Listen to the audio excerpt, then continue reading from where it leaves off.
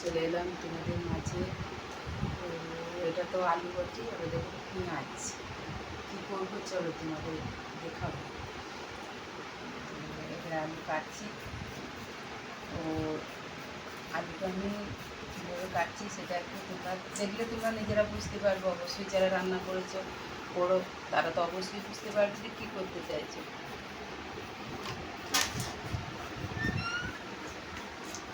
তো অবশ্যই একটু দেখতে থাকো। দেখো সরু সরু করে আমি কী করবো তোমরা দেখতেই পারবে। তোমরা ভাবছো ভাজা, না না না ভাজা না, ভাজা না, চলো না দেখাবো চলো।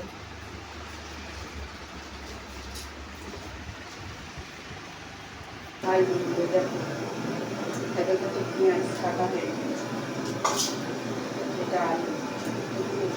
আর একটু দেখো কড়াইয়ে তেল দিয়ে দিয়েছে, দেখতে পাচ্ছ কড়াইয়ে তেল দিয়ে দিয়েছে।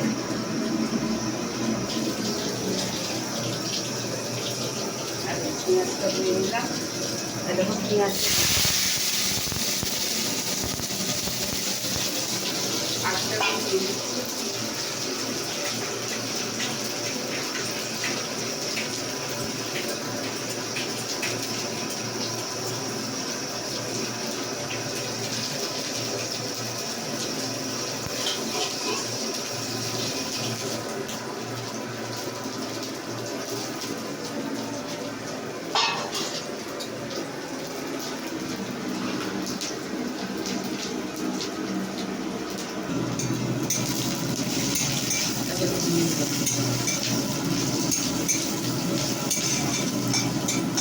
পেঁয়াজটা একটু মানে ভাজা হবে। দেখো বন্ধুরা একটু ভাজা ভাজা হয়ে গেছে। এবার আমি আলুটা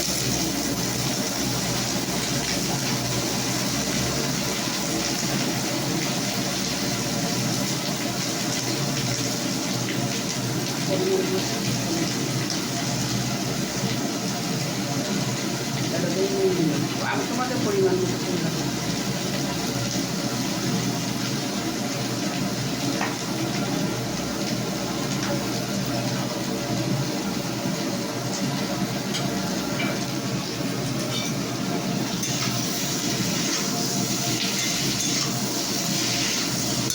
তোমরা কী থাকবে বলো তো? না গো বন্ধুরা, ভাজা এটা নয়।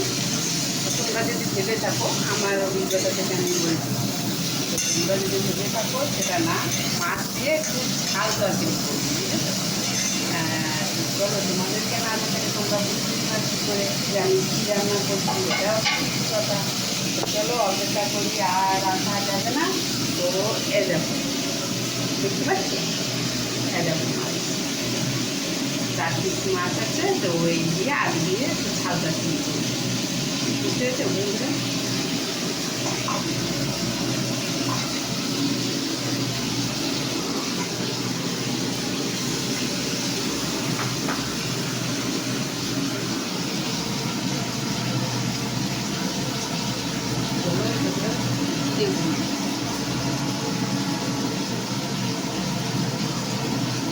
পরিবারের মধ্যে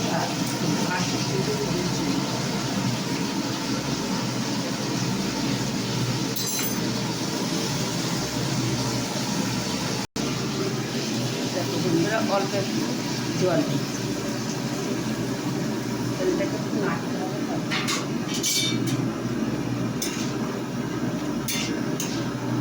এটা মশলা দিয়ে কষে